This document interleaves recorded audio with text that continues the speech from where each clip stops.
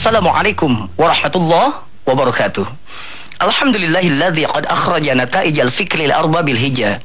Wassalatu wassalamu ala sayyidina Muhammadinil Mustafa. Asyhadu an la ilaha illallahul malikul huda. Wa asyhadu anna Muhammadan abduhu wa rasuluhu alladzi la yantiqu 'anil hawa in huwa illa wahyu yuha. Amma ba'd. Para pemirsa, pertanyaan kita kali ini adalah kenapa kita harus berdoa? Jawabannya yang pertama, berdoa adalah simbol eksistensi penghambaan kita di hadapan Allah. Ketika kita berdoa, maka sebenarnya kita sedang menjadikan diri kita, manusia yang lemah sebagai makhluk, untuk meminta pertolongan kepada Sang Khalik. Yang kedua, kenapa kita wajib berdoa, harus berdoa? Karena doa itu adalah ibadah mahdhah. Ud'uni astajib lakum. Berdoalah kepadaku, aku akan mengabulkannya.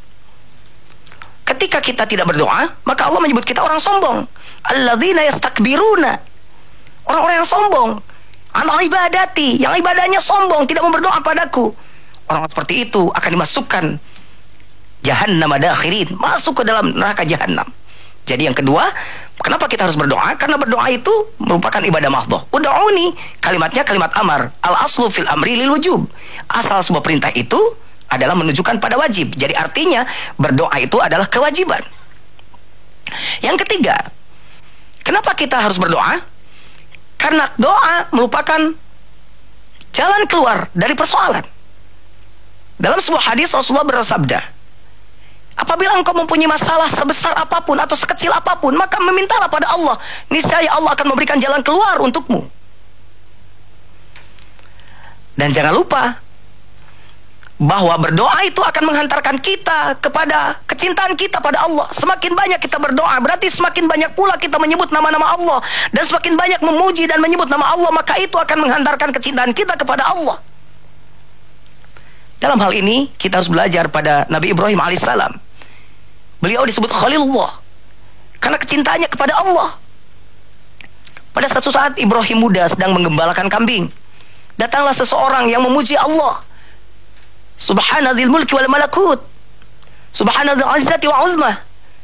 Ibrahim berseru, wahai yang memuji Tuhanku, kesini engkau. Sudahkah engkau kiranya mengulang lagi pujian-pujianmu pada Tuhanku tadi? Kata si orang yang ngomong tadi, lalu mau apa yang kau berikan padaku setelah aku memuji lagi? Pahalanya apa?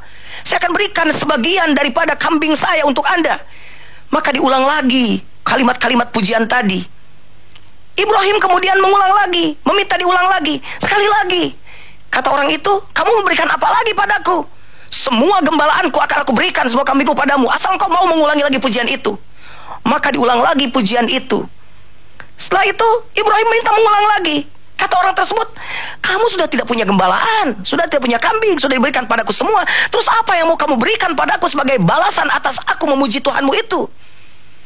Kata Ibrahim, aku rela mengurus kambing-kambingmu, mengembalakan kambing-kambingmu itu, asal engkau mau mengulangi lagi pujian-pujianmu pada Tuhanku. Akhirnya orang tersebut buka kartu. Kata orang tersebut, Ibrahim kesini, aku ini sebenarnya malaikat yang diutus oleh Allah, diutus untuk menguji kecintaanmu padaku. Subhanallah. Dari gambaran riwayat ini kita memperoleh pelajaran yang berharga, bahwa kita pertama harus menjadikan doa sebagai kekuatan kita pada Allah. Karena apapun persoalannya, tanpa kita berdoa pada Allah, kita bisa dikategorikan oleh Allah sebagai manusia sombong. Semoga dengan kita berdoa khusyuk, mengadukan segala persoalan pada Allah, menambah kecintaan kita, mahabbah kita pada Allah Subhanahu wa taala. Dan semoga kita menjadi hamba-hamba Allah yang disayang oleh Allah Subhanahu wa taala. Wassalamualaikum warahmatullahi wabarakatuh. Selanjutnya mari kita bersenandung.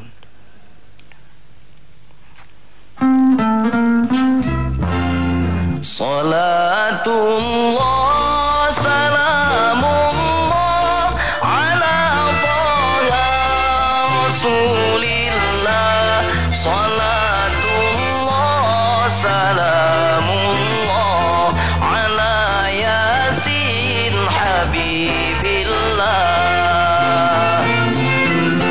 Salatullah salamullah ala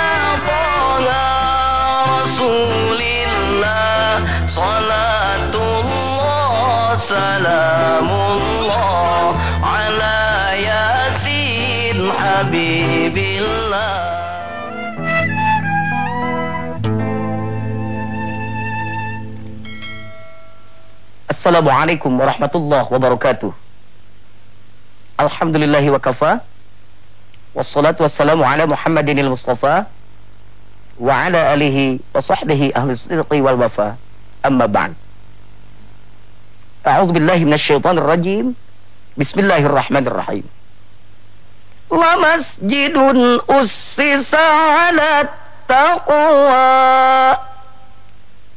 Ayatnya singkat. Masjid untuk takwa. Berbahagia di negeri kita Indonesia tercinta, semakin banyak masjid.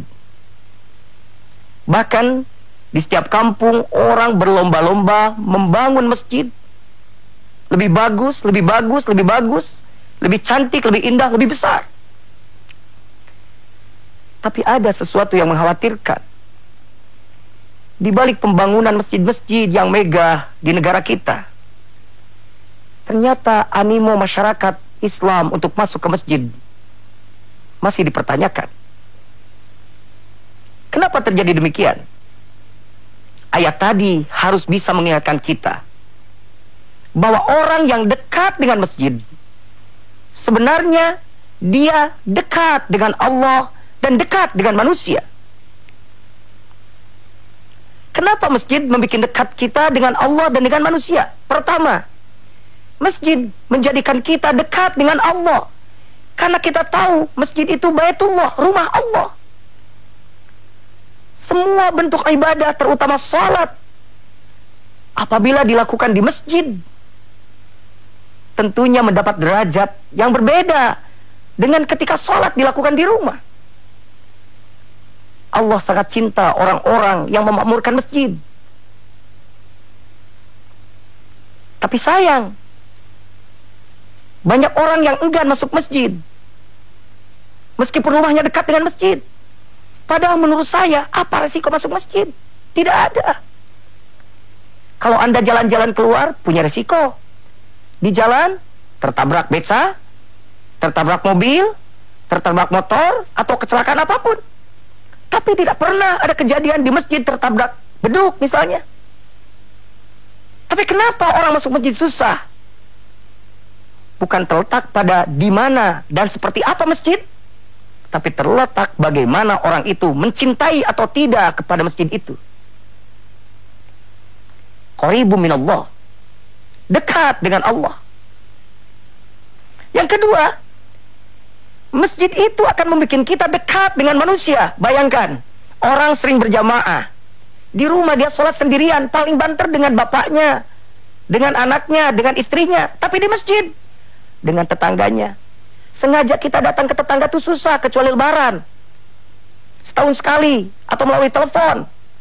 Tapi di masjid, kalau kita rajin setiap saat, setiap waktu sholat ke masjid, maka setiap waktu itu pula kita memperoleh pahala berlipat. Sholat berjamaah dan pahala bersilaturahmi. Ada orang yang sering ke masjid, tiba-tiba tidak datang. Kita bertanya, kemanakah gerangan? Oh, sedang sakit. Kita tahu, kita tengok. Masjid membuat kita semakin dekat. Saya tapi punya keyakinan, optimis, bahwa dengan banyaknya masjid di negara kita, saya yakin mudah-mudahan bisa menghantarkan kepada umat kita, umat Islam di negara kita, semakin kuat dan bersatu padu. Dengan catatan, sekali lagi, masjid itu rumah Allah, bukan milik perorangan, bukan milik golongan. Dan jangan sekali-kali di masjid itu kita bertengkar karena persoalan-persoalan tertentu. Ingat, ketika kita menjadikan masjid sebagai sentral aktivitas umat Islam, yakinlah bahwa satu saat kekuatan Islam akan kembali hebat di muka bumi ini. Semoga Anda, saya, dan kita semua termasuk orang-orang yang mencintai masjid dan dekat ke masjid. Bukan hanya dekat rumahnya, tempat tinggalnya, tapi hati yang dekat. Meskipun rumahnya jauh dari masjid, apabila hati kita dekat dengan masjid, insya Allah kita akan senantiasa rindu pergi menunaikan sholat di dalam masjid. Semoga semua itu bisa kita peroleh dan bisa kita lakukan dengan baik.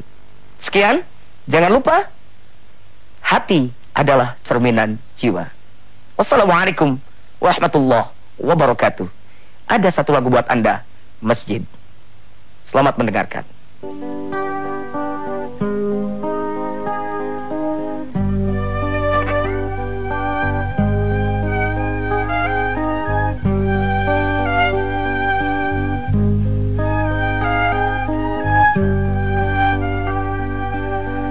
Dari sebuah masjid di atas bukit,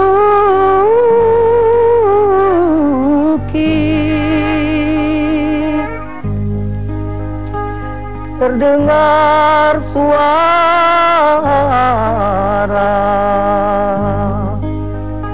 memanggil manusia.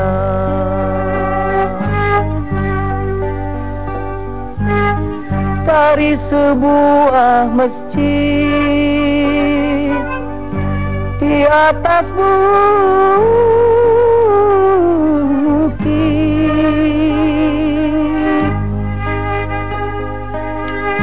terdengar suara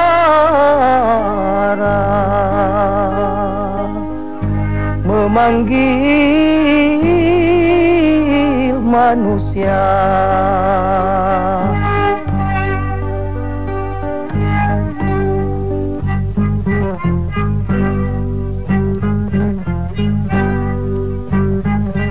Nyanyian itu amat halusnya,